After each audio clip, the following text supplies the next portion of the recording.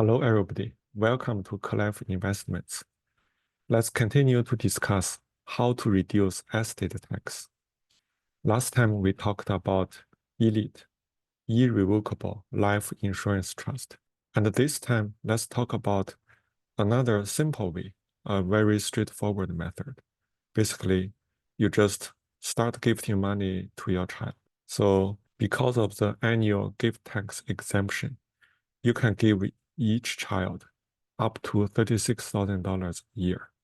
That's quite a lot. So $36,000 is double the amount of the annual gift tax, but because you and your spouse, each person can give one child $18,000, which is the 2024 limit.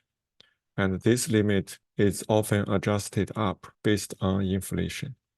So you can give a lot of money to your child without any gift tax or estate tax. And for your child, they can put this money into a brokerage account to buy and hold stock index.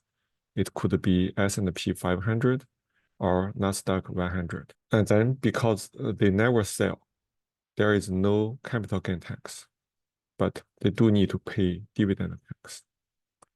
So if you want to reduce dividend tax, you can choose the NASDAQ 100 index because it has a lower dividend yield compared to the S&P 500 index. And then after both parents pass away, there would be a large estate tax bill because we're assuming the asset of parents is more than the estate tax limit. Now, children can use this money to pay estate tax. So there are two ways. One is they can sell and pay the long-term capital gain tax, which is up to 37.1%, and then use the money left to pay estate tax. Another method is what we talked about before, to borrow using this money as a collateral. But you cannot borrow too much. If your leverage is too high, then there's a risk to get wiped out. So depends on how much money you have, you can pick one of the two methods. Actually, let's compare with ELIT to see which one can give you a better payout.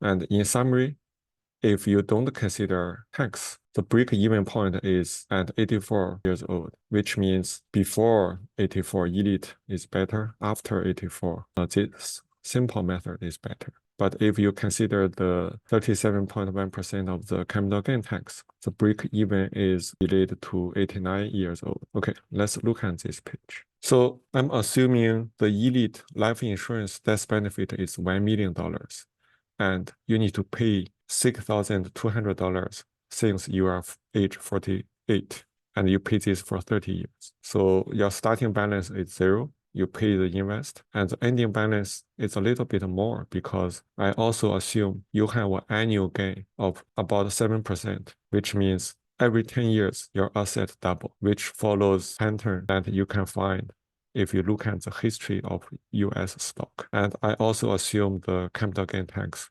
37.1%, which is the highest tax you can pay in California. So after there is an ending balance, I calculate the capital gain so that I can calculate the tax. And after tax, the end balance would be reduced. So let's do this calculation. The amount keeps increasing.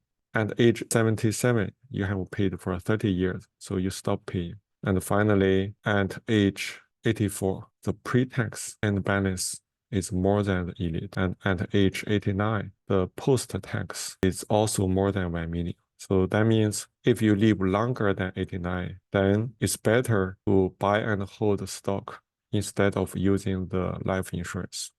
That's assuming, of course, the stock keeps growing at this rate. Let's check if the stock grows faster, like if it's 9%.